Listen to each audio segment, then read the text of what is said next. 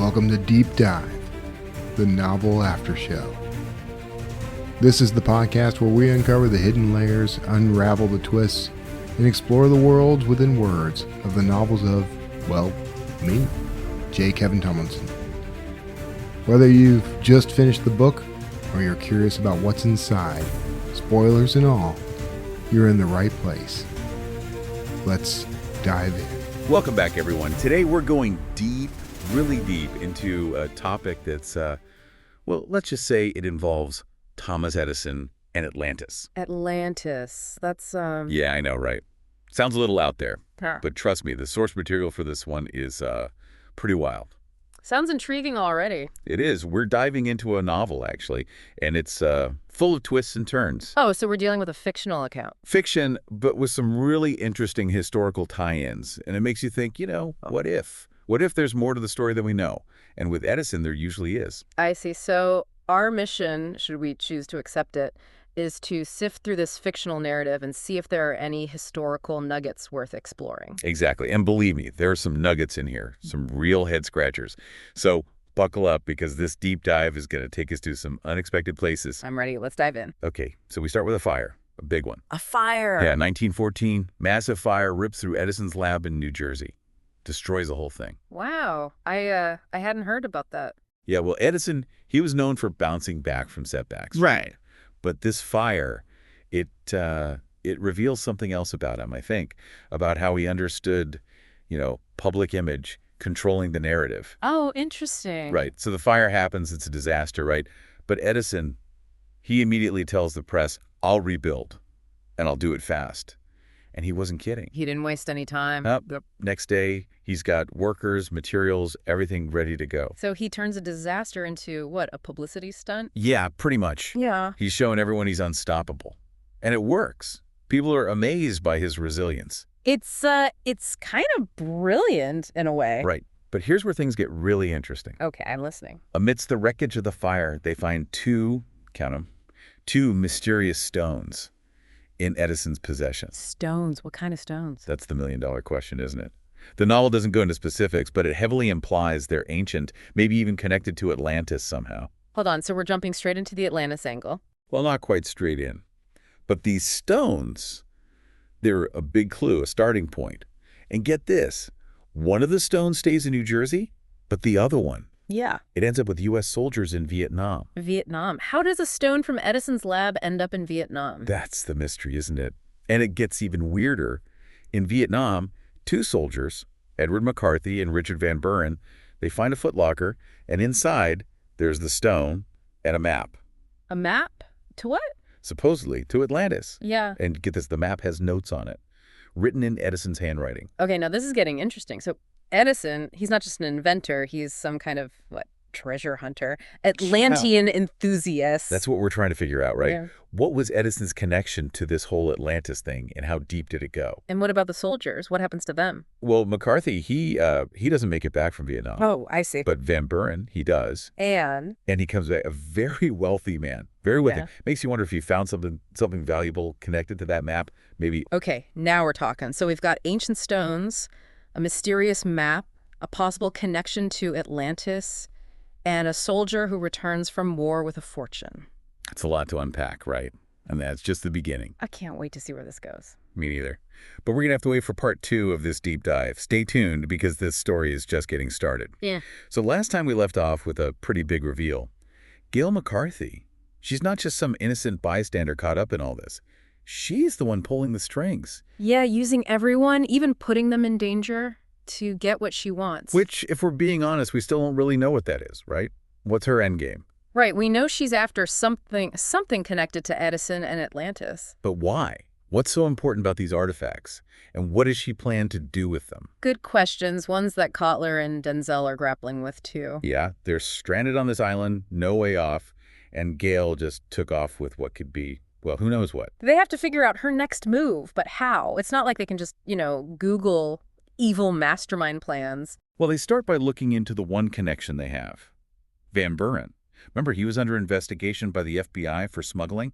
Ah, so they're thinking maybe Gail is using his old network. Exactly. And it makes sense, right? She's got the resources, the connections, and she knows how to operate in the shadows. Like a shadow organization working behind the scenes. Right. So Kotler and Denzel, they decide to head back to New York, Van Buren's old stomping grounds, see if they can pick up her trail.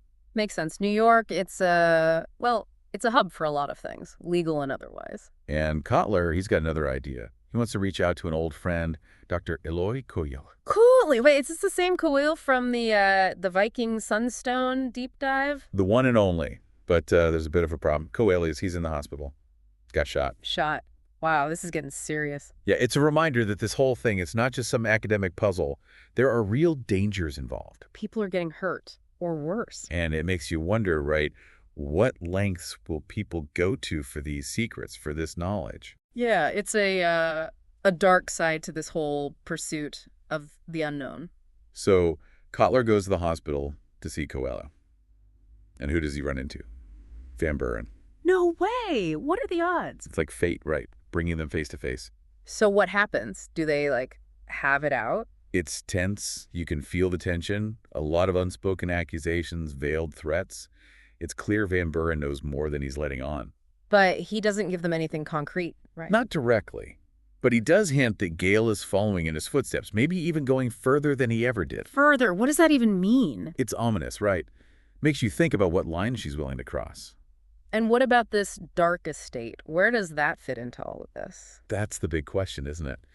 Kotler and Denzel, they're convinced that's where Edison hid the real treasure, the real secrets of Atlantis. And Gail's trying to find it. It's a race against time. But the problem is, they don't even know where to start looking. Edison, he was good at keeping secrets. So what do they do? How do they find this dark estate? Well, that's where we'll have to leave things for now. Join us for the final part of this deep dive, where we'll uncover the truth about Edison's hidden legacy and the ultimate fate of the Atlantis Riddle. So the dark estate. It's like something out of, a really good novel. Right. I mean, a secret estate. Yeah. Edison, it's like, what secrets was he hiding that he had to have a whole separate place for them? Exactly. And not just any secrets. Secrets connected to Atlantis, possibly? It makes you think about all the things we don't know about history, right? The things that might have been deliberately hidden or lost to time. And what if those secrets, those lost technologies or whatever they are, what if they fall into the wrong hands? Yeah, that's the big fear, isn't it? The potential for misuse, for, who knows what. Well, Kotler and Denzel, they find the estate. They do. How? It's a long story, lots of twists and turns. But they finally track it down. Turns out it's not some remote island fortress or anything like that. It's basically a mansion. A mansion. Yeah. Just sitting there, out in the open. Yeah, pretty much. Yeah. Hidden in plain sight. It's like the last place you'd expect. Sneaky. Right. So they get inside thinking they're going to be the first ones there. But guess what? Gail's already there. Bingo. And she's not alone. She's got a whole crew with her, loyal followers, ready to do her bidding. Makes sense. She's got Edison's network at her disposal. Yeah. This is a woman who knows how to delegate. So it's a standoff, right? Denzel, he tries to reason with her, appeal to her, sense of, doing the right thing. Yeah, good luck with that. Right. But Gail, she's convinced she's the only one who could be trusted with these secrets. She thinks she's carrying on Edison's legacy, protecting his discoveries from the world. It's a dangerous mindset, I think. That whole I know better than everyone else thing. And the thing is, she might actually believe it. She might genuinely think she's doing the right thing, even though it's, pretty messed up. Yeah, the road to, is paved with good intentions, right? Exactly. So things are getting pretty heated. And then out of nowhere, one of Gail's followers, he has a change of heart. Really? He just, switches sides? Yeah, it's kind of a big moment. He realizes Gail's gone too far, that she's become, obsessed with power, maybe? I guess even in secret societies, there's room for, conscience. Right. So this guy, he helps Kotler and Denzel.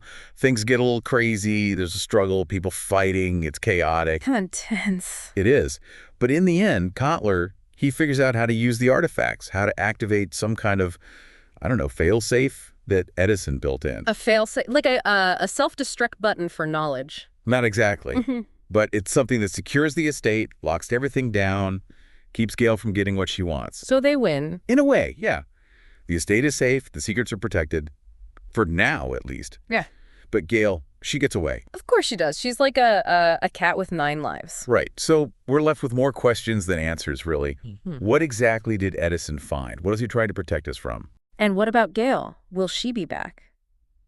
I guess we'll have to wait and see. But one thing's for sure. This deep dive into the Atlantis Riddle, it's opened up a whole new world of possibilities, hasn't it? It has. Makes you wonder what other secrets are out there, just waiting to be discovered. And that's what we'll keep doing, right? Keep digging, keep exploring, and keep those minds open, because you never know what you might find out there. Exactly.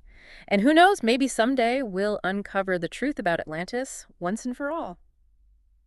Thanks for joining us on this deep dive. Until next time, keep exploring. Thanks for tuning in to Deep Dive, the Novel After Show. If you enjoyed this episode, be sure to share it with your fellow book lovers and leave us a review.